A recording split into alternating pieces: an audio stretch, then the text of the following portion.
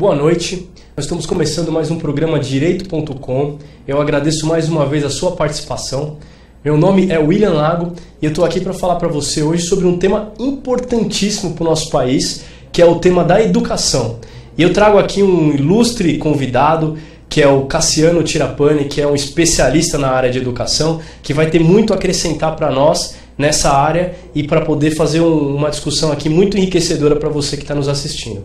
Eu agradeço mais uma vez a sua participação e eu gostaria aqui de pedir para que abra o nosso programa falando aqui algumas palavras iniciais. O nosso convidado aqui, o Cassiano. Cassiano, você prefere ser chamado Cassiano ou Caco Tirapani? Cassiano, pode ser. Então, Cassiano, boa noite. Boa noite. Tudo bom com você? Tudo bem, William. É um prazer ter você aqui. Eu observei que você postou recentemente um vídeo no Facebook sobre as questões da educação, os problemas que a educação brasileira tem. Então eu gostaria que você falasse um pouco sobre a sua experiência como professor e dos problemas que a educação brasileira ela tem, que você tem encontrado na prática. Bom, aquele vídeo foi um pouco um desabafo, né? Porque eu sou um professor recém-ingresso agora na rede pública por um concurso. Eu já atuei na educação antes como professor eventual, né? E também com diversas atividades relacionadas aí à cultura, né? À literatura, filosofia, etc. que eu tinha antes, mas agora como professor efetivo, a experiência com a educação se tornou um pouco mais intensa, né? E a partir disso eu tive uma série de problemas que eu encontrei na realidade da educação, que são diversos e assim alarmantes, né? Aquele vídeo foi um pouco um desabafo que eu fiz inicialmente, falando um pouco sobre o que eu passei e o que muitos professores passam, e esse tipo de queixa do professor geralmente fica dentro da sala dos professores e não sai dali para fora. Quer dizer, quando a gente vai para o pensamento pedagógico, a queixa do professor não aparece nesse pensamento pedagógico. Então a gente vai estudar a pedagogia numa espécie de uma ilha da fantasia, né? A gente estuda a pedagogia como ela aconteceria numa realidade paralela, e quando a gente chega na realidade concreta, a gente descobre que nada daquilo é como ela deveria ser no ideal ou no discurso, e se não é real, não pode ser útil, né? Quer dizer, se é ilusório todo aquele discurso que nos apresenta, ele não é útil. Ele começa a ser útil a partir do momento que o professor começa a queixar-se, né? E aí eu começo a ver o que os professores falam na sala de aula, e eu percebo que é exatamente aquilo que ocorre. Eu vejo aqui que você é um especialista na área de educação, né? Porque você cursou História na Fundação Santo André e você é coordenador pedagogo do Espaço Cultura da Casa da Palavra. Eu fui coordenador. Você foi coordenador. Sim. Quer dizer, você tem aí uma bagagem muito grande que pode lhe permitir ter um diagnóstico da educação brasileira e poder dizer para nós de onde que surgem esses problemas. Eu vi no seu vídeo que você colocou que a gente tem um problema muito sério com relação à questão da ideologia que existe dentro das escolas hoje. E essa questão da ideologia, ela acaba às vezes impedindo que o aluno consiga aprender ou ter qualquer resultado minimamente satisfatório. Quando a educação brasileira é comparada com a educação de vários outros países do mundo, a gente vê o fiasco que é a educação, e as pessoas acreditam que está tudo certo, está tudo bem e nada precisa ser mudado. Então eu queria que você colocasse um pouco para nós, como é que é essa questão da ideologia dentro da educação brasileira e por que isso tem atrapalhado o desenvolvimento da educação? Olha, William, a ideologia ela não aparece ostensivamente no texto, ela não aparece ostensivamente no conteúdo escolar. Ela aparece no currículo escolar, mas dentro o currículo aqui a gente pode entender como todas as experiências que são tidas dentro da escola, como parte aí de uma vivência escolar, né? Essa ideologia, ela aparece no currículo escolar, ela aparece muitas vezes na burocracia, ela aparece muitas vezes na teoria pedagógica que precede a prática do ensino. Então quando você se depara com os textos de pedagogia, lá no primeiro ano da faculdade, que já faz aí uns 10 anos que eu me deparei com os primeiros textos pedagógicos, você fala, nossa, eu não entendo o que esses caras estão falando, né? É uma linguagem complexa, é uma coisa difícil de entender, mas aí você vai vendo que não é bem isso que acontece, não é que a linguagem é complexa, é que existe aí uma elaboração intelectualista, eu diria, de uma realidade que não pode ser dita em palavras, porque ela é muito ruim, ela é muito feia, a realidade da educação. E ali você começa a justificar, a partir da ideologia, uma série de práticas desastrosas que acontecem na escola. Então, por exemplo, uma das coisas que o pessoal fala bastante é essa história da progressão continuada ou aprovação automática, né? Já depende aí de quem está. Se você está defendendo, você fala progressão continuada, que é mais você vai ficar mais inteligente ao falar isso.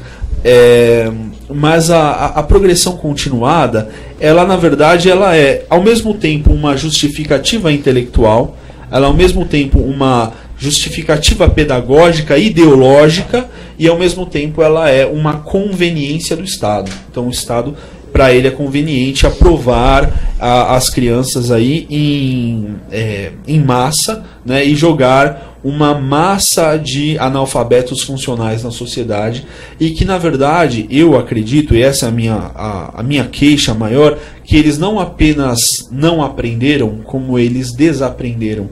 Porque você ficar 12 anos sentado no banco de uma escola e sair de lá sem aprender nada, não é verdade. Alguma coisa você aprendeu. Você aprendeu um monte de coisas ruins, né? Agora, ler, escrever, contar, muito porcamente. Então vamos, para a gente preocupar aqui o nosso internauta que está assistindo o programa. Então quer dizer que o modelo atual da educação não é capaz de oferecer os conhecimentos básicos que os alunos vão precisar para a vida, ou minimamente para competir com outros estudantes de outros países do mundo. A educação brasileira, realmente, no modelo atual, é uma educação completamente falida, e isso no Brasil inteiro. Sim, é muito fraca a educação. Eu acho que ela é ruim por causa... assim, ela não forma um indivíduo capaz de competir, né? Muitas vezes, a educação ela acaba produzindo um indivíduo no final que ele basicamente não sabe nada, ele não está preparado para nada, né? E isso, assim, não apenas nas escolas públicas, algumas escolas particulares também chegam a esse problema, porque progressivamente nós vamos exigindo dos alunos cada vez menos. Isso começa lá nos anos 60, né? A Hannah Arendt tem um texto que ela fala sobre a crise da educação. Ela fala, é óbvio que quando você vê que progressivamente a cada ano que passa você vai cobrando menos dos fundamentos elementares, que seriam assim condições para que o aluno seja aprovado, vai chegar um momento que não vai existir mais sentido em dizer educação, né? Eu acho que não, a educação não está preparando ninguém para o mercado, ela está preparando pessoas para serem os pidões aí que exigem seus direitos e não sabem, na verdade, nem respeitar direitos mínimos de cidadania, né? São pessoas aí que são mimados e que no fundo não contribui à sociedade, não contribui ao mercado. São pessoas que não são prontas para entrar no mercado de trabalho. Isso tudo envolve também essa questão dessa ideologia esquerdista que a gente tem aplicado em vários setores da economia. Porque um dos fatores que a gente tem é que tudo que você discute para um modelo diferente desse, que é o modelo do mérito, onde as pessoas elas vão ter que provar que elas têm valor, e elas têm que provar que elas aprenderam algo, têm que provar que elas têm capacidade de progredir, isso na verdade não é respeitado por esse modelo. Ou seja, o aluno vai ter que fazer uma prova, ele vai ter que provar que ele tem condições de aprender. Até uma coisa que você coloca no vídeo. Hoje é o professor que tem que provar que o aluno não tem condições de progredir. Exato. Quando deveria ser o contrário. E uma das grandes questões, quando a gente fala em educação, a gente discute uma coisa que é importante, obviamente, mas é apenas a questão do salário do professor, que você coloca que não é a raiz ou o cerne do problema. Não acho. Que seria algo mais voltado, de repente, para um plano de carreira, mediante a resultados e metas que, se atingidos, poderiam dar uma progressão de salário. Sim. Então, assim, hoje o modelo educacional ele é um modelo que realmente está sendo um fiasco, que a gente precisa mudar. Você tem alguma ideia do que precisaria ser feito concretamente para que esse modelo possa progredir, trazer a educação que a gente gostaria? Olha, eu acho que educação ela é um processo de acumulação de conhecimentos. Esse processo não começou ontem. O problema das práticas pedagógicas hoje é que elas estão reinventando a roda a cada 10 anos. Então, a cada 10 anos aparece um teórico que vai falar assim: vamos quebrar os paradigmas, vamos abrir a mente, vamos jogar tudo fora e começar de novo, a cada 10 anos. E o processo educacional, ela significa que o indivíduo vai se apropriar de uma herança cultural milenar que nós possuímos. Quer dizer, o alfabeto não pode ser reinventado a cada 10 anos. O idioma não pode ser reinventado a cada 10 anos. É necessário você se apropriar de uma bagagem cultural que ela existe há muito tempo. E as formas de se transmitir esse conhecimento, elas deram certo. Elas davam muito certo antes da gente começar a reinventar a roda todo dia, né? Hoje, por exemplo, o professor ele tem que se matar para chegar numa sala de aula, fazer pesquisas, etc. Todo dia, praticamente. O professor que trabalha, vamos por aí, com uma abordagem construtivista, ele vai ter que pesquisar loucuras, ele vai ter que reaprender todo o conhecimento da área. Ele vai ter que ser assim, o maior especialista da área para conseguir dar aula para uma molecada que não vai nem entender direito porque que existe tanta elucubração por trás de uma coisa que no fundo é só uma aula caótica, né? Porque as propostas pedagógicas hoje é cada dia mais uma espécie de aula livre, uma espécie de aula onde os alunos vivenciam, socializam e aprendem pouco. Porque, na verdade, a crítica ao conteúdo ela já é um pouco velha, né? A gente vê ela lá em Paulo Freire, lá quando ele escreveu A Pedagogia do Oprimido. Então ele vai falar que ele vai fazer uma crítica à tal da educação bancária. Ele usa esse termo. Educação bancária é aquela educação na qual o aluno está sentado na sala de aula recebendo este conhecimento como se fosse um depósito que é feito na sua cabeça, como se fosse um depósito, ou seja, a ideia do bancário associado a esse depósito de conhecimento. E ele começa a criticar essa educação bancária lá nos anos 60, final dos anos 60. No ano 68 ele escreve esse livro, ele está no exílio, ele foi publicado em 74, né, no auge da ditadura militar, um pouco depois já do período pior, que é o período ali do AI-5, né, mas esse livro ele traz ali essas ideias de que o conteúdo ele é dispensável, mesmo porque aquele modelo do professor que dá uma aula cheia de conteúdo, inclusive tem até uma palavra assim pejorativa para falar isso, que é o conteudista, né? Um conteudista, como se fosse uma coisa ruim. Aquele modelo do professor que chega na escola, vamos falar assim, olha, hoje a gente vai falar sobre independência americana, Revolução Francesa, etc. E eu vou trazer um conteúdo para você, eu vou falar sobre pessoas que já morreram, eu vou falar sobre datas, sobre documentos que foram escritos. Quer dizer, eu trago informações? Não, isso não, porque isso é conteudismo. Isso vai transformar a sociedade? Não vai transformar a sociedade. Então cria essa coisa, a educação é feita a partir de Paulo Freire para transformar a sociedade, né? Então se a educação não é transformadora, todo o conteúdo ele serve então apenas ao capitalismo, etc.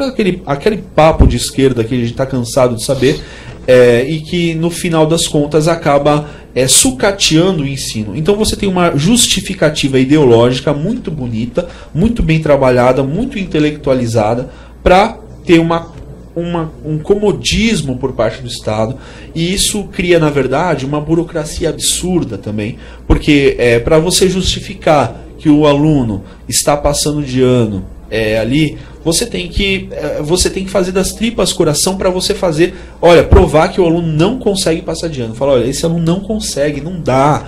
Eu tive um caso que aconteceu, da mãe do aluno chegou para mim e falou assim, professor, é uma coisa mais absurda do mundo, né? Professor, o meu filho, por que é que ele passou de ano? Eu olhei para a cara dela e falei assim, olha, na minha matéria ele não passou. O conselho aprovou ele. Na minha matéria ele não passou. E por que ele Foi. E por que ele foi aprovado? Bom, porque os professores, algum professor achou que seria... que não há motivo suficiente para reter o aluno. É um aluno que simplesmente não sabe o que ele está fazendo dentro da sala de aula. O aluno está vivendo em outro planeta, ele não está na sala de aula, ele está, assim, ou totalmente desatento, ou fazendo outras atividades que não remetem ao ensino. Então, obviamente que esse aluno ele precisa reprovar, é o melhor para ele, é a melhor coisa que podia acontecer na vida dele, é ele reprovar. Mas a escola tem toda uma demanda para que ele seja aprovado, né? Uma demanda que não vem da escola, obviamente, ela vem de cima. Eu também não sei se ela vem só do Estado, ela vem também por parte desses ideólogos, né? Que acham que o aluno tem que... Aí tem toda uma justificativa muito legal, né? De que, quem foi que inventou essa história de separar os alunos por classe? Não, eles são tudo da mesma idade, deixa ir embora, né? Então vai junto, a hora que chega lá numa idade que ele completou, era para ele estar completando o ensino médio, mas ele não sabe nada. Mas qual o problema, né? Manda ele para a rua. Quer dizer, a base da estrutura para que um país possa progredir é a educação. Está sendo totalmente... E a educação está produzindo pessoas que não têm a menor condição de serem aprovados na escola, quer dizer, eles saem de uma condição de praticamente analfabetismo. Mas eu queria colocar um tema também, porque eu já entrei em algumas discussões no Facebook com algumas pessoas esquerdistas que têm ideias para tudo. Nosso colega o Elton Fernandes, que gosta de colocar o bedelho em tudo que a gente coloca, e ele criticou muito uma colocação que nós fizemos sobre a questão da violência. E aí fizemos um trabalho de pesquisa profundo, dizendo que provou por A mais B, de uma maneira com conteúdo programático, com equipe multidisciplinar, metodologia científica, inclusive com vários professores, educadores, pedagogos, que eles, juntamente com um estudo mais complexo, concluíram que fica impossível um professor dar aula no ambiente de violência que existe hoje. Mais do que 70% das escolas, só vou pegar o estado de São Paulo hoje para dar um exemplo, já sofreram algum tipo de violência. Quer dizer, o professor não tem condição de desenvolver conteúdo. E aí a gente tenta discutir metodologias para você poder dar segurança para o aluno e dar segurança para o professor, e esse pessoal vem dizer que não, vamos estudar Jean Piaget, vamos estudar Paulo Freire. Agora, para a gente discutir metodologia, primeiro a gente tem que garantir um ambiente seguro. Nenhum exemplo de educação no mundo deu certo sem existir um ambiente seguro para o professor e para o aluno.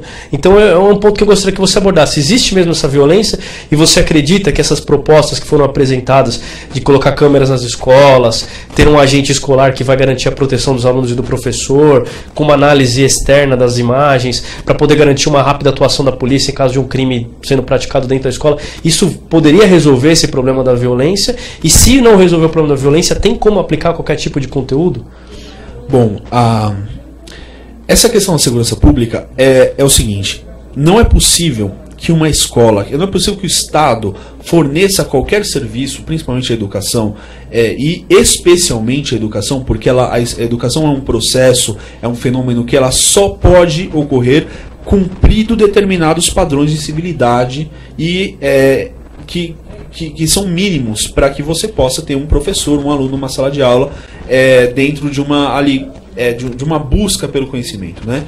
Cumprido esses padrões de civilidade, que incluem aí a segurança, que incluem também, obviamente, a questões de saúde, questões de alimentação. Quer dizer, essas crianças elas precisam estar alimentadas, elas precisam ter tomado banho, né? Porque tem escola que você chega, a molecada não tomou banho, quer dizer, e pode passar dias sem tomar banho, porque assim, a realidade na sala de aula, ela é reflexo, muitas vezes, do que acontece em casa, né? Mas deixando isso para lá, e voltando à questão da segurança pública, se não há segurança numa escola, se o Estado não pode entrar ali para garantir a segurança, então o Estado não deve fornecer o serviço. Quer dizer, é impossível você imaginar uma sociedade, por exemplo, onde há escassez de recursos, que o Estado vá fornecer um bem e um serviço a uma população a qual ele não pode criar uma estrutura de segurança ao redor. Então, o primeiro questão básica aí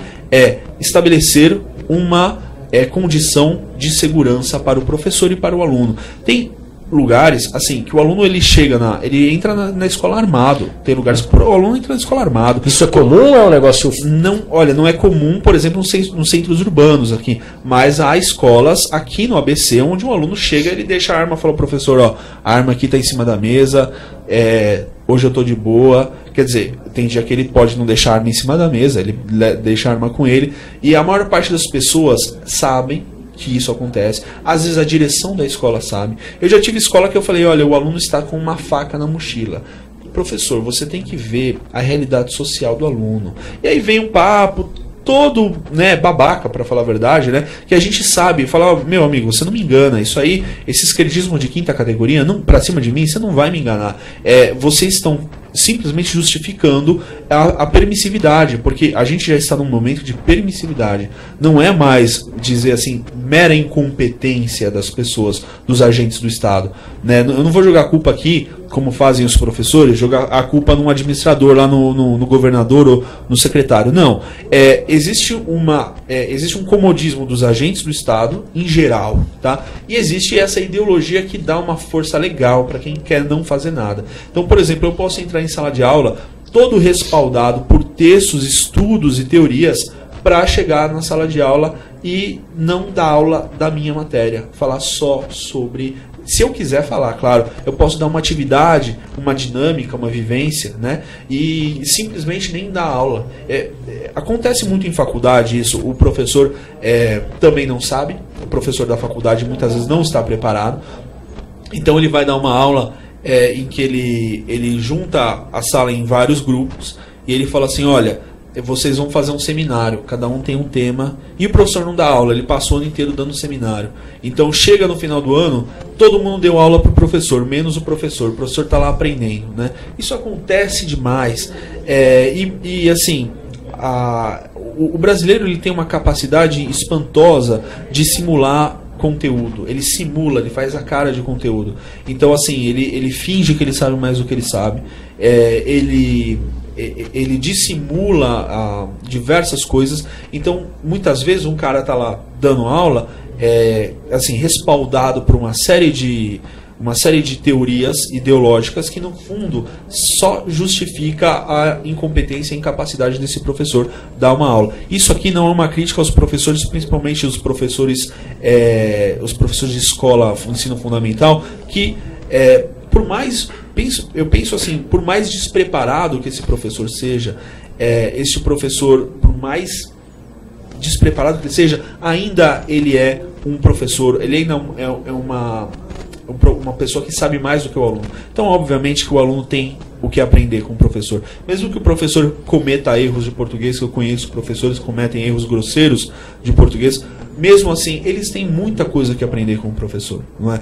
Mas, infelizmente, também temos a possibilidade, o professor tem a possibilidade de entrar numa sala de aula para não dar aula, para só fazer Você acredita que um dos problemas que a gente tem hoje, porque assim, como o aluno ele não passa por uma avaliação mais rigorosa, ele não precisa convencer o professor de que ele tem capacidade de ser aprovado.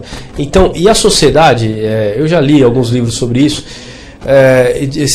disse o seguinte, que se você não estimular o mérito, ou seja, você beneficia aquele que mostra resultado e você pune aquele que não mostra resultado. Então, aquele que agiu corretamente, você diz para ele, você agiu certo, você premia. O que agiu de maneira equivocada, você pune.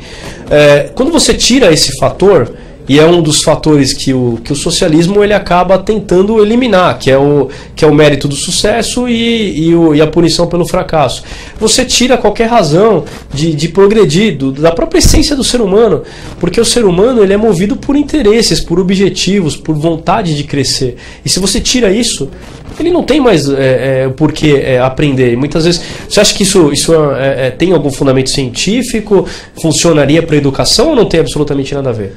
Eu acho que isso é totalmente pertinente, na verdade, e é muito interessante a gente ver na realidade hoje o que acontece, o que está acontecendo na realidade cultural, né, do Brasil. Você entra numa sala de aula, por exemplo, você entra para assistir uma aula de graduação, né, ou de pós-graduação, e você vai ver pessoas na sala de aula criticando uma coisa chamada meritocracia. Então eles vão falar muito mal da meritocracia, alunos e professores, tá? Na USP você vai encontrar gente assim muito inteligente ou supostamente inteligente falando mal da meritocracia. E o aluno entra na USP como, né? Se não é através do mérito. Através da meritocracia. Mas é justamente por causa disso, porque eles querem aos poucos eliminar todas as formas de excelência para que exista uma seleção. A própria escola, por exemplo, o que a escola faz? A escola ela faz uma mera filtragem de pessoas para que recebam, no final dessa longa convivência de 12 anos, dessa chatíssima convivência de 12 anos, essa pessoa recebe um diploma de que essa pessoa está apta, ela tem uma formação aí ginasial. Acontece que essa formação ginasial não ocorre, né? Então o que acontece é simplesmente ter um papel na mão. Então onde que a gente vai ter que fazer a peneira? Onde a gente vai ter que fazer o filtro disso? Bom, joga para a faculdade. Então a gente deixa esses caras fazerem faculdade, faz faculdade em tudo quanto é lugar, faculdade, né, em todos os lugares possíveis, e a gente cria um filtro. Quem terminar a faculdade está apto. Só que aí acontece o seguinte, a faculdade começa a falar, não, mas coitadinho, vamos aprovar esse aluno aqui também, ele vai chegar no mercado de trabalho, ele precisa de um emprego, então aprova esse cara também. Bom, então o que acontece? A gente perde aquele filtro da excelência. Hoje em dia o filtro da excelência está na pós-graduação, no mestrado. Tem muito idiota fazendo mestrado por aí, né? E tem muita gente boa, fantástica, sem faculdade por aí, né? Então assim, pessoas realmente inteligentes, realmente cultas, realmente preparadas e que estão aí na metade da faculdade ou não estão fazendo faculdade, não tem pós-graduação, e tem caras pós-doutores que são verdadeiras antas, né? Você fala, meu, como que esse cara chegou aí? Inclusive professor, assim, a pessoa é pós-doutor e falando mal da meritocracia. Você fala, mas como você está falando mal da meritocracia? Não, é porque aí entra o relativismo, que é um mal da nossa época, né? Porque todas as verdades são equivalentes, não existe certo e errado, você não pode vir aqui querendo impor a sua opinião. Peraí, mas essa opinião você está tentando impor a gente, né? A opinião de que todas as opiniões são iguais. Você está tentando impor essa opinião.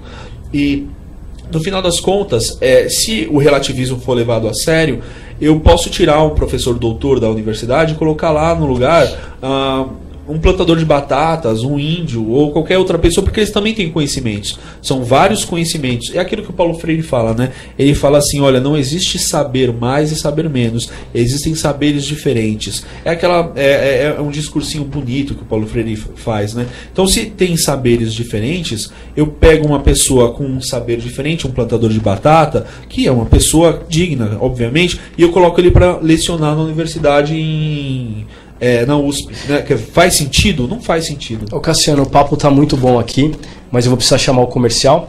Então a gente vai dar uma paradinha aqui, alguns minutinhos, e já voltamos para continuar aqui com esse papo quente sobre a educação brasileira. Muito obrigado e não saia daí.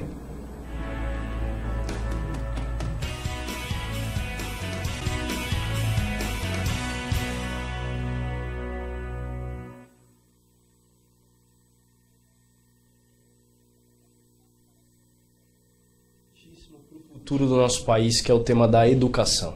Não existe país no mundo que se desenvolveu sem ter uma educação de qualidade. Por isso que nós trouxemos aqui o professor, o Cassiano Tirapani, que tem uma crítica muito grande ao modelo educacional, e nós estamos conversando aqui sobre modelos que poderiam resolver o problema da educação. Fala um pouco sobre isso, Cassiano. Olha, muitos professores sabem o que fazer, né? Se você deixar o professor fazer, ele vai fazer. O professor, ele sabe o que é preciso. Ele precisa, assim, primeiro, todos esses requisitos que a gente falou antes, né? Que é uma educação, uma disciplina, uma segurança básica, né? A disciplina básica em sala de aula, um compromisso dos alunos com o professor, etc. Cumpridos estes requisitos, que eu acho que só cumprir isso já tiraria a gente do lodo que a gente se encontra, da lama que a gente se encontra. Cumpridos esses requisitos básicos para o início do processo educacional, que nós ainda não cumprimos, então poderemos pensar aí em diversos métodos, né? Quer dizer, eu pessoalmente, eu acredito que a gente não tem soluções mágicas.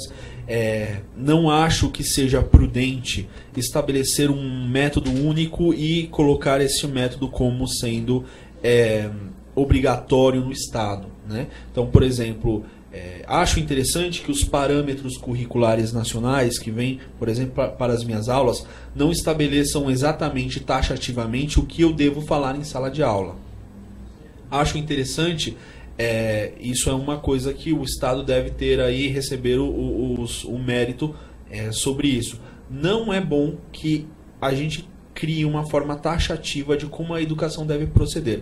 Agora, é importante que, estabelecendo os diversos métodos, olha, você vai seguir esse método, você mesmo propôs, você vai seguir, estabelecendo os diversos métodos, a gente possa fazer depois uma avaliação do que é ideal ou não. Eu, pessoalmente, acho que é bom jogar Paulo Freire no lixo e voltar para o método tradicional. Quer dizer que você vai bater no aluno, colocar o aluno de joelho, no milho. Nada disso.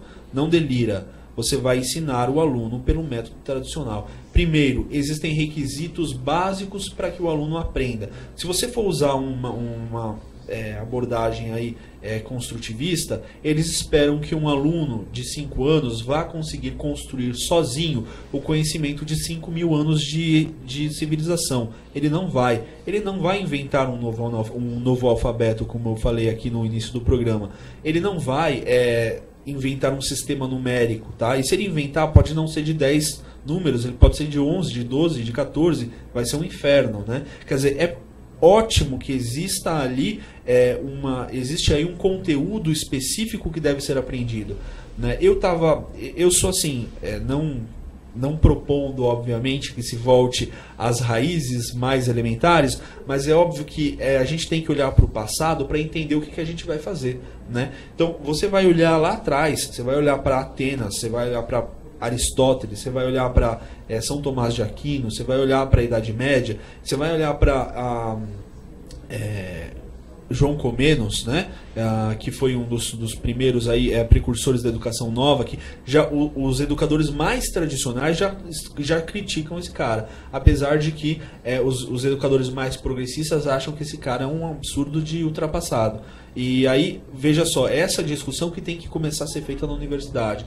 Quer dizer, esse cara, o Comênius, ele é um absurdo de ultrapassado ou ele já é o começo da queda da educação, né? Porque a educação medieval, ela era excelente. Ela não era para o público em geral, ela não era para o grande público. Para uma elite específica. Ela era para uma elite, mas ela era uma educação. E ela é engraçado porque ela é a educação mais liberal do que você pode imaginar, né? Quer dizer, o cara, ele chega, ele vai estudar o que ele quer. E é óbvio que ele tem um roteiro de estudos que está dado, fala, você vai ter que estudar inicialmente gramática, lógica e retórica. Sem isso você não vai fazer nada. Que é a base de toda a educação. Né? A gramática, porque se você não aprender as palavras, como se escreve, como organiza logicamente a estrutura da língua, você não vai conseguir pensar direito. Tem gente que fala assim, o português é só para você exprimir ideias. Mentira, se o cara não aprender análise sintática, bem aprendido a análise sintática, ele não sabe pensar. Isso é assustador. Se você não sabe a língua, porque você pensa com palavras, né? Se você não sabe a língua, você não sabe a estrutura lógica da língua, você não sabe pensar. E eu não sou professor de português, eu sou professor de história.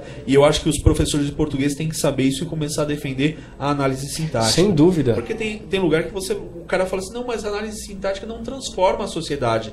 Não, transforma o indivíduo. O que eu quero saber não é a sociedade, é o indivíduo. A educação tem que ser feita para o indivíduo, produzir um indivíduo melhor, né? Com excelência, aquela coisa do mérito. Ele precisa de ter um mérito. E é interessante que a ideia da meritocracia, só voltando a esse assunto, essa ideia da meritocracia, ela surge como oposição ao modelo anterior, que era o modelo dos conchavos, né? Que era o apadrinhamento, que era as redes de clientela. Isso existia no absolutismo, onde você tem o rei, o rei ele confere aos seus próximos ali os maiores títulos, que por sua vez conferem aos seus próximos os maiores títulos, os cargos públicos eram comprados, né? Então, a partir da Revolução Francesa, você tem a ideia de uma meritocracia, ou seja, os homens, a cada homem segundo o seu mérito e segundo o seu trabalho. Isso é fantástico, isso é sensacional, e isso deve ser pensado na educação. É preciso pegar os conteúdos e estudar os conteúdos. Por exemplo, em matemática, né? Uma coisa elementar que é preciso estudar em matemática é a teoria de conjuntos. A criança, sem aprender teoria de conjuntos, que é a lógica básica, a lógica elementar, se ela não aprender teoria de conjuntos, ela vai ser um relativista o resto da vida dela. Ela vai ser aquele cara que ele não sabe o que é. Ele não sabe o que é uma contradição. para ele, duas verdades contraditórias, ele não obedece o princípio da identidade que estabeleceu Aristóteles lá na Grécia Antiga. Quer dizer, duas verdades absolutamente contraditórias podem ser aceitas e incorporadas tranquilamente. Então, isso é muito engraçado, porque muitos professores eles fazem a crítica ao sistema atual de educação e, ao mesmo tempo, defendem o Paulo Freire. Aí você fala, mas espera aí, você não está obedecendo aí o princípio da não contrariedade, né? Não faz o menor sentido. Não faz o menor sentido. Agora, eu queria entender uma questão. Você colocou aqui que o sistema construtivista ele não é capaz de permitir que o aluno aprenda as questões básicas necessárias para que ele aprenda na educação. E eu vejo muita gente defendendo esse sistema aqui no Brasil como se fosse a melhor coisa do mundo. E eu vejo também, eu queria até a sua confirmação como um especialista na área, que países, por exemplo, onde esse sistema originou, não propriamente o país onde se originou, mas que adotou inicialmente esse sistema construtivista, a França, por exemplo, já não adota mais, porque entendeu que isso foi um problema muito sério para a educação do país. Então eu queria saber de você se você tem alguma visão com relação aos países do mundo que deram certo em educação e se eles adotam o sistema construtivista e se a França realmente abandonou esse sistema que não é capaz de permitir o resultado que a gente espera da educação. Olha, aí é bem complicado, porque cada país adotou um sistema diferente, né? Esse construtivismo ele já foi moda e ele vira e mexe, ele é repaginado, ele vem com outra cara, né? E alguns lugares já estão vacinados contra isso, outros não. Mas isso vai depender do gosto do freguês, né? Eu acho, pessoalmente, que é possível existir uma escola construtivista, é possível que a gente tenha, mas não homogeneizar aí, colocar isso como regra geral para o Estado adotar, porque isso na verdade seria o auge de você da doutrinação ideológica, né? Você cria uma única visão, um único discurso, um pensamento único e você fica só naquilo. O que acontece na escola hoje, na universidade, um dos nossos maiores problemas é o limite de bibliografia. Então, por exemplo, quando você fala existem alternativas? Olha, talvez existam. E a gente sabe que elas existem. Elas estão aí fora. Só que elas não chegam à bibliografia do estudo que a gente realiza na universidade. Então, o cara na faculdade, ele não vai ler jamais o Father James Shaw, que é um padre americano muito, muito conhecido pela educação liberal, né? Um professor de educação liberal. Eles não vão conhecer, por exemplo, o Michael Oakeshott, que é um conservador que trabalha nessa linha mais conservadora. Diversos autores que nunca, jamais chegarão às mãos dessas pessoas e se chegarem, vão chegar em línguas estrangeiras. E aí o aluno da graduação que se formou nessa escola, que é uma porcaria, você entenda como o processo ele é uma bola de neve. Então o aluno que está na graduação, que se formou na escola, que é uma droga, não consegue transcender isso. E aí a gente vai ter que reinventar a pedra de verdade, né? Quer dizer, a gente aplicou uma ideologia, aplicou uma metodologia que trata o aluno como uma espécie de pequeno Aristóteles. Fala, olha, ele sozinho vai conseguir fazer aí toda a linhagem dos animais, igual Aristóteles fez, obviamente com as deficiências que ele tinha na época, né? Ele estabeleceu uma linhagem aí, zoológica de semelhanças entre os animais. Você vai pegar um aluno hoje e vai mandar ele refazer toda uma trajetória que tem 2.500 anos, até Darwin, e depois de Darwin, hoje muitos outros autores que estudam a ideia de evolução, a ideia de biologia. Isso com menos de 10 anos de idade. Com menos de 10 anos de idade não vai dar, não vai ter condição. Então você vai ter que fazer o seguinte, primeiro você vai ensinar todo o conteúdo para ele, e depois você vai falar assim, vai lá, seja Darwin, seja Aristóteles. Pense novo, faça suas ideias. Agora é incrível esse negócio, querer ensinar crianças que não tiveram acesso ao anterior a pensar de forma nova. Ele não sabe que ele está pensando de forma nova. Ele só vai saber que ele está pensando de forma nova quando ele aprender tudo que já foi, e aí vai falar, ok, agora eu vou aprender de forma nova. Agora eu vou criar em cima daquilo que eu já aprendi. Criar em cima daquilo. Então, o que acontece é que nós, na nossa geração, já foi cobaia de laboratório dessa galera. Quer dizer, a gente já aprendeu com esse método de forma mais ou menos aí não total, né? mais ou menos um pouco foi introduzido esses métodos para a gente. Então a gente já tem aí um histórico, e a gente já sabe que esse negócio dá errado. A gente sabe que eu, por exemplo, tive que aprender uma série de coisas sozinho. Terminou a minha graduação, eu tive que aprender sozinho, senão eu não ia passar em lugar nenhum. Eu não ia passar em universidade, não ia passar em concurso público. Você vai ter que se virar. Mas como? Se eu fiquei 12 anos na escola, eu deveria ter aprendido, né? Então, assim, acho que as práticas, as saídas para isso, voltar a um método tradicional, né? O método tradicional funciona. Ele tem problemas? Bom, muito bem, vamos corrigir esses problemas. Vamos jogar fora a criança com a água do banho, como se diz, né? Para quê? Ele joga fora a água do banho e deixa a criança aí. A criança vale a pena continuar, né? É isso. Eu vi alguns exemplos, alguns livros sobre educação que eu estudei, que fala o seguinte, que se você tiver para o professor um plano de carreira, progressão de salário vinculado a um plano de carreira, o que significa isso? O professor ele traz resultado na educação e ele vai ter um aumento salarial mediante aos resultados que ele trouxer. Se você conseguir fazer com que o professor ele dê aula na sua área de especialidade, que isso garante uma melhor qualidade na prestação do serviço, e se você tiver um espaço onde os professores podem trocar experiências, por exemplo, uma escola do município de Santo André, ela tem um resultado na educação muito positivo. Mas você tem ao passo que uma outra escola muito próxima daquela que tem resultados que são um fiasco. Você poder unir essas experiências positivas para que a escola que tem um resultado positivo possa auxiliar a escola que não tem esse resultado e trocar as experiências. Isso tem dado resultado no mundo e é difícil a gente ver essas experiências serem feitas no Brasil. E uma coisa que eu acho fundamental que falta no Brasil é a gente adotar um critério que o mundo inteiro adota. Por exemplo, o PISA, que é um índice mundial de avaliação da educação. Não adianta o governo federal, toda vez que o Brasil está em 40º lugar, se eu não me engano, atrás de países como o Chile, atrás de países como o Uruguai, que que são países menos ricos que o Brasil, e é inaceitável que a gente se encontre nessa posição. Então, o governo não tem que dar justificativas do porquê que nós estamos numa posição tão ruim, dizendo que isso é bom. Ele tem que, sim, adotar as medidas necessárias, aproveitar o método tradicional, corrigir e aperfeiçoar o que tem que ser aperfeiçoado e permitir que a nossa educação ela tenha qualidade. E avaliadas com índice internacional, porque aí é acima de qualquer suspeita. Então eu acredito que seja isso que falta. O que você acha disso? Eu acho esse PISA fantástico. O Brasil está em 40º aí, tá atrás, é um dos últimos países, na verdade. Você vê que assim, o Brasil está atrás de países de terceiro mundo que não tem nem comparação com o tamanho do Brasil e o tamanho do nosso PIB. Não tem condição de você falar, olha, por que o Brasil está atrás desses caras? Não faz sentido, né?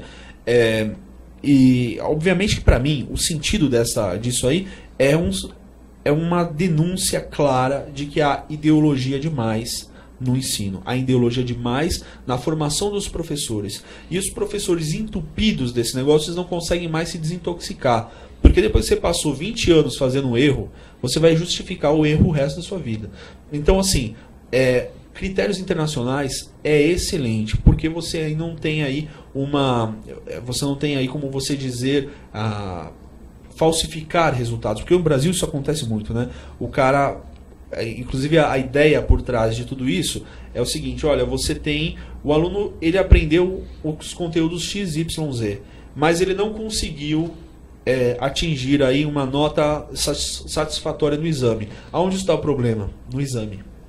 E aí eles pegam o exame e abaixam a qualidade do exame. Aonde está o problema? É porque o exame é muito conteudista. Você tem que criar uma forma onde o exame vai avaliar apenas o raciocínio do aluno. Aí você cria o Enem. Igual o mundo inteiro está seguindo um caminho e o Brasil se acha, né? O Brasil que tem uma educação que não está formando de verdade, acha que tem condições de inventar a roda. Em algo que é extremamente importante para o país, que é a educação. Não se pode brincar nessa área. Não dá para brincar, não. E assim, eu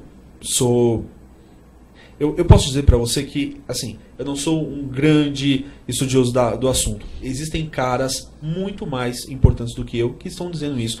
Um que faleceu recentemente é o professor Pierluigi Piazzi.